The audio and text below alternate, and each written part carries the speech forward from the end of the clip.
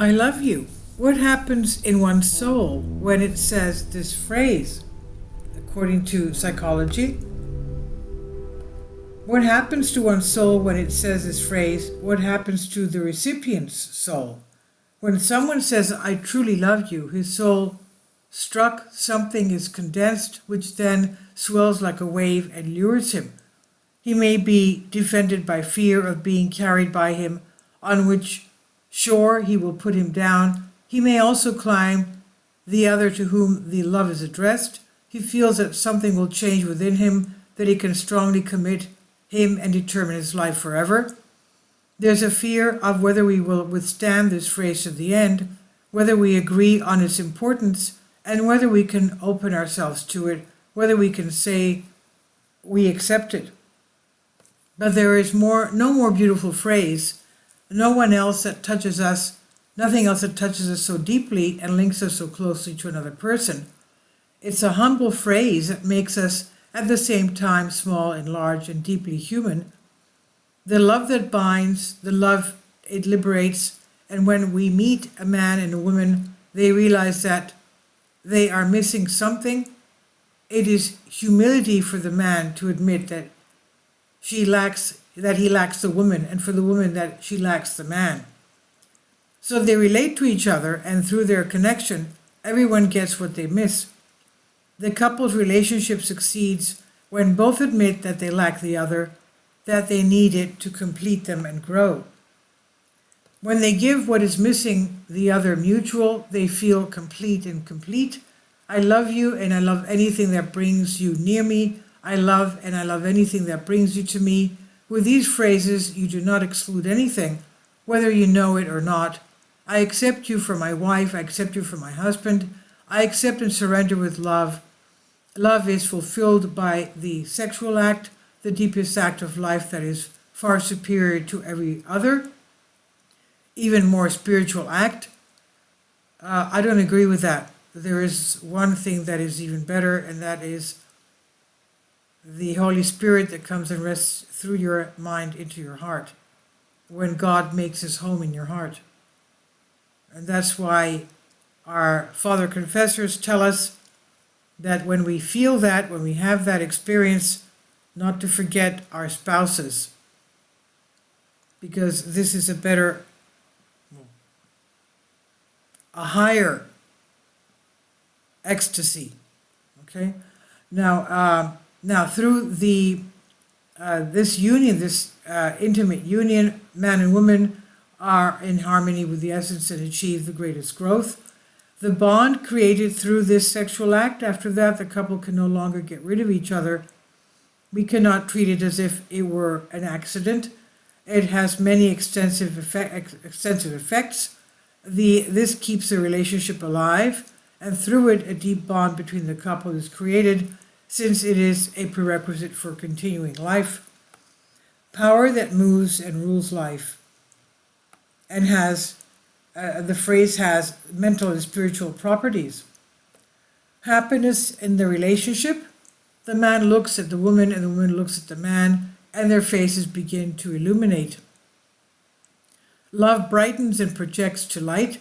The most beautiful expression of love is when one rejoices for the other. So as is, just as it is.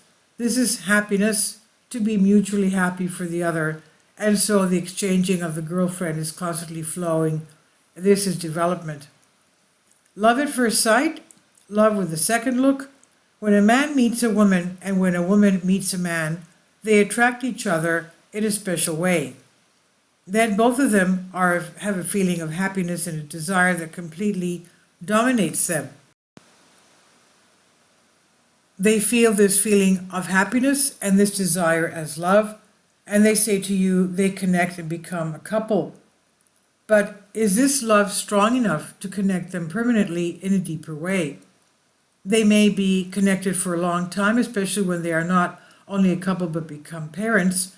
This road still unites them, and if they later follow different directions, do they really know each other in the enthusiasm of love at first sight? And what they know about their origin, their special fate, of their special destination. When the secret is far, it comes to light, and what can help and prepare the couple so that the relationship is led to love at a second sight. A single suggestion that one addresses each other. I love you, and I love what leads me. I love you, and I love what leads you. Love at first glance is not enough. Many problems arise in a couple's relationship because they have unspeakable and unfulfilled expectations from their partner and relationship, as well as what is right and what is wrong. That's why the relationship must be led to love at a second glance. Love at a second glance is a relationship of maturing of the relationship, and presupposes respect for each other's past, realizing the involvement in the family of origin, conservation of equalization in the exchange of girlfriend and receiving, if and in a different way the man and the woman are equal. Love and class, respect of the past of the other. Everyone is looking for their partner's face, whether they are man or woman, and their mother. The relationship with the mother is the one that has stigmatized us deeper in life, and exerts the greatest influence on our partner's relationship. That we were deprived of our relationship with our mother, we want our partner to give us. But a love affair can succeed only if we look at our partner as an equal and different person, if we accept him exactly as he is without wanting to change him. A love relationship that is interrupted at the beginning may have its root in some kind of premature separation from the mother and sometimes by the father. In the couple's relationship, each partner turns to each other to give and to get love. When he receives love, tenderness, and care, the child's fear of the child will automatically interfere and unconsciously that he will lose his mother, along with the feeling that he cannot trust the love he receives from his partner. This is linked to this reflex with a memory of great pain and rejection, which subconsciously projects to his partner, and his mind dominates. I will never go through the same. To be safe, better to leave first, they think.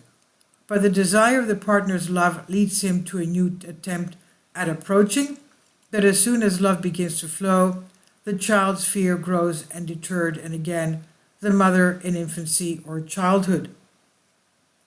The love we need for the couple's relationship is learned from the mother. Where the relationship with the mother has succeeded, then we accept her wholeheartedly, and as she comes from her, we are preparing for the couple's relationship. This same is true for the father.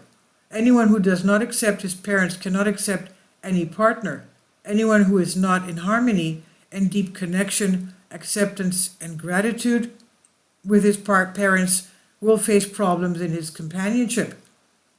For happiness in this relationship, it's very important a move that has to do with respect for what has happened.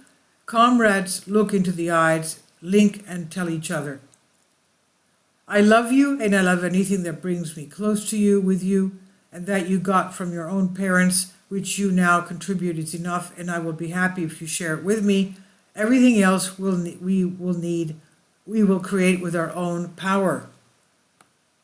So let us create something from what each of us brings to the relationship, something that allows us to leave behind any personal contribution and at the same time maintain the elements that unite us. I love you, and I love what leads me. I love you, and I love what leads you.